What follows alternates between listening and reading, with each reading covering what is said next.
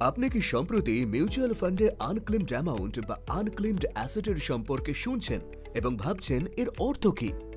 Unclaimed asset তখনই তৈরি করা হয় যখন বিনিয়োগকারীর কাছে মিউচুয়াল ফান্ড ফোলিও সম্পর্কিত কোনো অর্থ প্রদান করা হয়, যা মিউচুয়াল ফান্ড কোম্পানি দিয়ে থাকে বা রিলিজ করে থাকে, কিন্তু বিনিয়োগকারী সেটি তার ব্যাংক অ্যাকাউন্টে পান না বা চেক বা ওয়ারেন্ট বিনিয়োগকারী নগদ হিসাবে পান না। এই আনক্লেমড অ্যাসেটের কিছু অংশ হয়তো আপনার বা আপনার পরিবারের হতে পারে। এর কারণ হতে পারে আপনি বা আপনার পরিবার ডিভিডেন্ডস প্ল্যানে আইডিসিডব্লিউ ইনকাম ডিস্ট্রিবিউশন কাম ক্যাপিটাল উইথড্রল বিনিয়োগ করেছেন বা রিডেমশন পে আউটের জন্য অনুরোধ করেছেন এবং তারপর ডিভিডেন্ডস বা পে আউট চেক বা ডিডি ডাকযোগে পাঠানো হয়েছিল, কিন্তু আপনার যোগাযোগের ঠিকানা পরিবর্তনের কারণে আপনার কাছে পৌঁছায়নি, অথবা আপনি আপনার ব্যাংক অ্যাকাউন্টে জমা দিতে ভুলে গেছেন।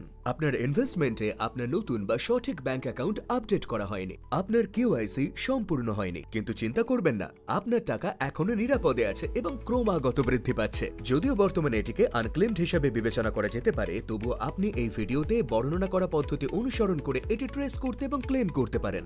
আনক্লেমড ইনভেস্টমেন্টগুলি কিভাবে ট্র্যাক করবেন তা এখানে দেওয়া হলো। Registrar and transfer agent RTA অথবা ডিপোজিটারি পার্টিসিপেন্টস ডিপির তরফ থেকে পাঠানো আপনার মিউচুয়াল ফান্ড কনসোলিডেটেড অ্যাকাউন্ট স্টেটমেন্টে দেখুন। আপনার মিউচুয়াল ফান্ড বা আরটিএর ওয়েবসাইটে লগ ইন করুন, অথবা আনক্লেমড অ্যামাউন্ট ট্র্যাক করতে আরটিএ দ্বারা হোস্ট করা এমএফ সেন্ট্রাল ওয়েবসাইটে দেখুন।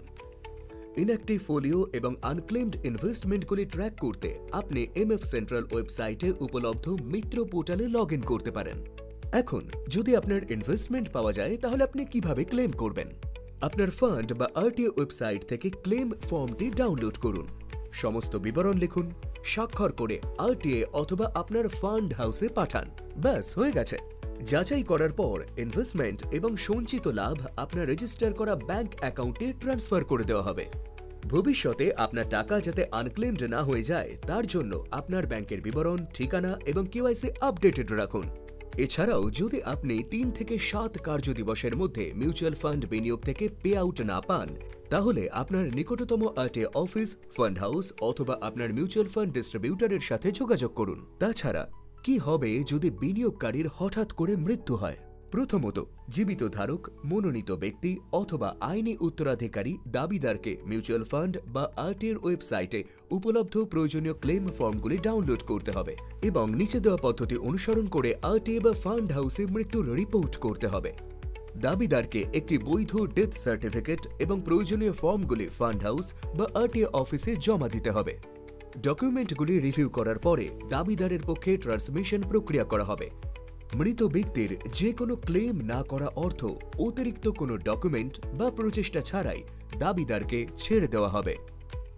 এছাড়াও মনে রাখবেন যে মিউচুয়াল ফান্ড পরিষেবা, যেমন আনক্লেমড অর্থ ক্লেম করা বা মৃত্যু রেজিস্টার করা, বিনিয়োগকারী বা দাবিদারের জন্য সহজ এবং বিনামূল্যে হয়ে থাকে। যে কোনো ফি দিয়ে সাহায্য করার দাবি করা প্রতারকদের কল থেকে সাবধান থাকুন।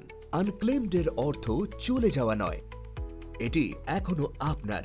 আপনাকে শুধু খুঁজে বের করে ক্লেম করতে হবে। আনক্লেমড অর্থ ক্লেম করা খুবই সহজ। মিউচুয়াল ফান্ড ইনভেস্টমেন্ট বাজার ঝুঁকির উপর নির্ভরশীল। স্কিম সম্পর্কিত সমস্ত নথি সাবধানে পড়ুন।